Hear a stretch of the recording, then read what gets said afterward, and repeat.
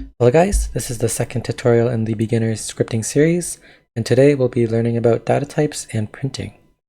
So let's just hop into baseplate right now and insert a script into server script service. And guys, note that scripts can only run in the workspace, players, or server script service. So if you have a script anywhere else, it won't run.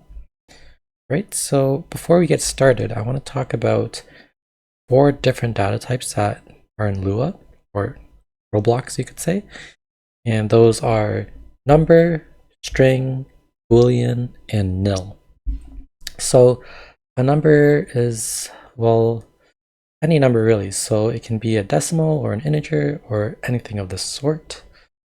And a string is used to represent text, such as right here, like hello world. A boolean is a value which is either true or false, and nil is nothing. Alright, so I just wanted to show a few examples of this. So you can see here already, we have an example of a string. So a string is enclosed in these quotation marks.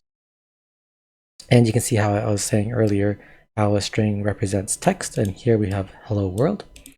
Alright, and we actually have this wrapped in a print function right here.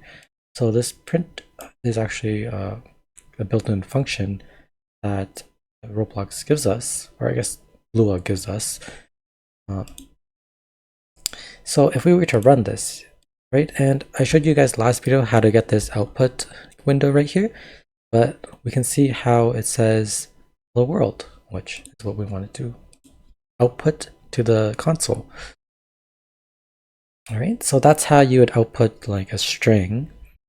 Right, and to output a number, you can just actually, you don't need to put quotation marks. You can just put any number like 1, 2, 3, or 123. And click run, and it'll print 123. And yes, you could actually make this 123 a string if you were to put quotation marks, and it would do the same thing.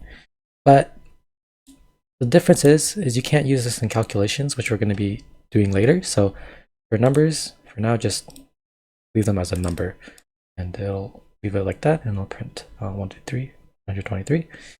All right. So a boolean, as I was explaining earlier, can be either true or false. And same with numbers, it doesn't need like quotation marks. That's just for a string, by the way. So if we have true, then we can put in true. Or if we have false, we can have false. All right, so we can try to print true. Click run. It'll say true. All right, and then for nil, well, nil is the same thing as like true, false, and numbers. So you just type in nil, click run, and it'll print nil.